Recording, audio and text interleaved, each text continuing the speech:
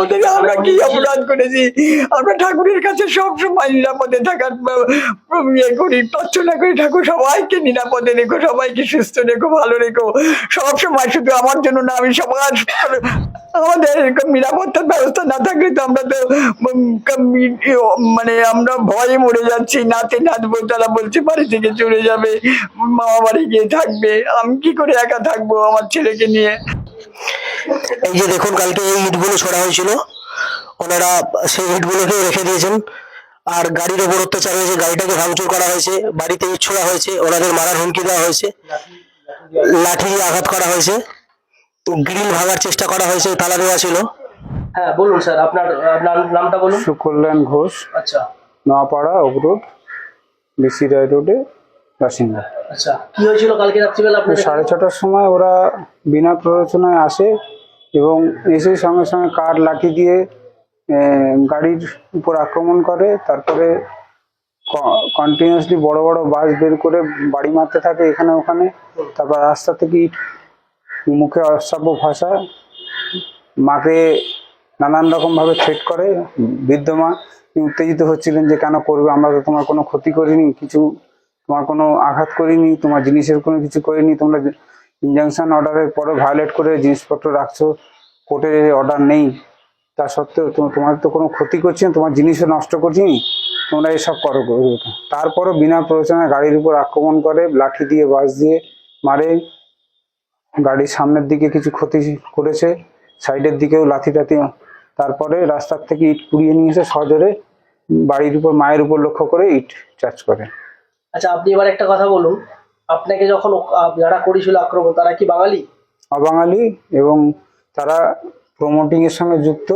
সব মেন সমস্যাটা কি আপনাদের এখানে? এখানে জমি জোর করে ওরা নিজেদের আয়ত্তে নিতে আনার চেষ্টা করছে, আমাদের সম্মতি নেই। এবং আমরা পারিবারিক যৌথ সম্পত্তির থেকে কিছু লোক দিয়েছে, সবাই দিয়েছিল না, এর জন্য কোর্ট থেকে ইনজাংশন অর্ডার হয়েছে, কোর্টে এটা আটকে দিয়েছে। কিন্তু তারপরে এরা কোর্টের ভার্ডিক্ট মানতে চাইছে না এবং জোর জবরদস্তি করে এই ধরনের ঘটনার চেষ্টা করছে। আচ্ছা, আপনি কি থানায় গিয়েছিলেন? থানায় অনেকবার যাওয়া হয়েছে, ডায়েরি করা রয়েছে অনেকগুলো, এবং থানাকে কোর্টের যে ভার্ডিক্ট সেটা চিঠির আকারে সবসময় জানানো হয়। ইনজাংশন অর্ডারের যে এক্সটেনশন হচ্ছে সমস্ত কিছু থানাকে জানানো আছে। ব্যাপারে থানা কি বলছে আপনাদের? দুঃখের বিষয়, থানা আমাদেরকে সেইভাবে মানে এই যে মারধরে, দেখুন পরিবার টেরোরাইজ হয়েছে, কিছু অফিসার হয়তো সাহায্য করেন, কিন্তু সাকুল্যে সবার থেকে সমানভাবে আমরা পাচ্ছি না, সাহায্য পান না, সমান পাচ্ছি না। আচ্ছা, আমি সমানভাবে পাচ্ছি না। এখন থানার অফিসার কারোর হয়তো কিছু হতে পারে, কিন্তু আমরা যে সার্বিক সাহায্যটা আশা করি নিরাপত্তার জন্য, পারিবারিক নিরাপত্তা, বয়স্ক মানুষ, মহিলাদের নিরাপত্তার জন্য, সেটা হয়তো বিঘ্নিত হচ্ছে। না হলে এভাবে বাড়ির উপরে এসে অ্যাটাক হবে কেন? মহিলাদের উপরে এসে অসভ্য কথা, 80 ঊর্ধ্বে আমার মায়ের বয়স, একজন অবসরপ্রাপ্ত সরকারি শিক্ষিকা, হ্যাঁ, তার উপর এরকম আঘাত করবে কেন ডাইরেক্টলি? তার লেগে যেতে পারে। আমরা এখন কথা বলবো ওই বয়স্ক মহিলার সাথে, যিনি ওই সুকল্যাণ বাবুর মা, ওনার সাথে কাল কি ব্যবহার হয়েছে সেই নিয়ে একটু কথা বলবো। আমি সন্ধে দেওয়ার জন্য, সন্ধে দেওয়া হয়ে গেছে, তখন মন্ত্র বলবো। সেই মন্ত্র বলার সময় ওরা আমাকে ওখান থেকে পাথর ছুঁড়েছে। আমি বলেছি আমাদের কি দোষ হয়েছে, তোমরা এরকম ভাবে পাথর ছুঁড়ছো? সকালবেলা এসে একবার ওরকম ঠাকুর ঘরে আমি ঠাকুর ঘরে ইয়ে দিচ্ছি, পুজো দিচ্ছি, সেই সময় এসে এরকম উৎপাত করেছিল। সেখানে তখন সেই গাড়ির কভার ছেঁড়া, তারপরে সামনে যে হ্যাঁ গ্লাস আছে, সেই গ্লাসের মধ্যে হাত দিয়ে ওটাকে ছিঁড়ে দিল ইচ্ছে করে। হ্যাঁ, আমি বললাম যে তোমরা এরকম ভাবে উৎপাত করছো কেন? তো আমরা তো তোমাদের কোনো কিছু ক্ষতি করিনি, তোমাদের বাড়িতে চিনিও না কোথায়, আমি অন্তত চিনি না, কিন্তু তোমরা এরকম কেন এরকম অসভ্যতামি করছো? তুমি খুব অসভ্য হয়ে গেছো।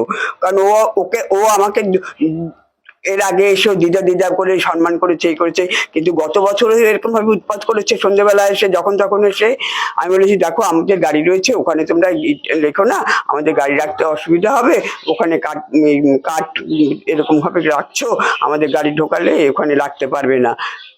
গাড়ি কোনো কারণে সেদিনকে আমার ছেলে বেরিয়েছিল পুজো দিতে। আপনার জমিতে ওরা ব্যবহার করছে? হ্যাঁ, সমানে পারমিশন কি আপনারা দিয়েছেন? পারমিশন, ওরা জায়গাটা কিনেছে, না মানে পার্টিশন ছাড়া নিয়েছে তো, কোনো ডিমার্কেশন নেই যে ওটা ওর এটা আমার, আচ্ছা আচ্ছা ওইটা আচ্ছা। জবরদস্তি করছে।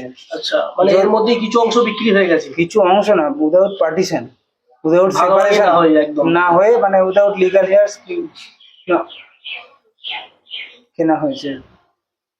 ঠিক আছে, আর জোর জবরদস্তি করছে আর কি, আইনকে পুরা মানে ইয়ে করছে। আমার একটু জন্য পা কাটেনি, আমার মাথায় লাগেনি, আমি তখনই সরে গিয়েছি বলে ওরা পাথর ছুটছে দেখেই, পাথরটা এমন ভাবে ছুঁড়েছে, আমি ওখানে বসেছিলাম, হ্যাঁ ওরা সমানে দু তিনখানা ধরে ধরে পাথর ছুঁড়েছে, এখানে সমস্ত রয়েছে প্রমাণ এখানে, আমার একটুর জন্য লাগেনি, আমি সরে গেছি বলে।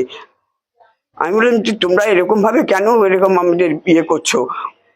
আপনারা এখন কি চাইছেন? আইনি সাহায্য চাইছেন, তাই তো? হ্যাঁ নিশ্চয়ই আইনি সাহায্য চাইবো না, নাহলে কি করে আমার নাতি নাতবো সমস্ত ভয়ে কান্নাকাটি করছে, আমি তখন আমার চোখ দিয়ে জল বেরিয়ে গেছে, আমার এরকম ভাবে ঠাকুর আমাদের, আমরা কি অপরাধ করেছি? আমরা ঠাকুরের কাছে সবসময় নিরাপদে থাকার ইয়ে করি, প্রার্থনা করি, ঠাকুর সবাইকে নিরাপদে রেখো, সবাইকে সুস্থ রেখো, ভালো রেখো, সবসময়, শুধু আমার জন্য না, আমি সবার শরীর সুস্থ থাকার জন্য, সবার বিপদ কাটানোর জন্য আমি ঠাকুরের কাছে প্রার্থনা করি। কিন্তু আমাকে আমাদের বাড়িতে কেন এরকম ভাবে উৎপাত করছে এসে? আমরা তো কোনো দোষ করিনি, কারো জায়গা জমি কিনে নেইনি, আমাদের নিজেদের বাড়ি, 50 বছরের বাড়ি। আমাদের এরকম নিরাপত্তার ব্যবস্থা না থাকলে তো আমরা তো মানে আমরা ভয়ে মরে যাচ্ছি, নাতে নাতবো, তারা বলছে বাড়ি থেকে চলে যাবে, মামা বাড়ি গিয়ে থাকবে, আমি কি করে একা থাকবো আমার ছেলেকে নিয়ে? আমার ছেলেরও তো নিরাপত্তার ব্যবস্থা রাখতে হবে। এই যে দেখুন কালকে এই ইটগুলো ছোড়া হয়েছিল, ওনারা সেই ইটগুলোকে রেখে দিয়েছেন।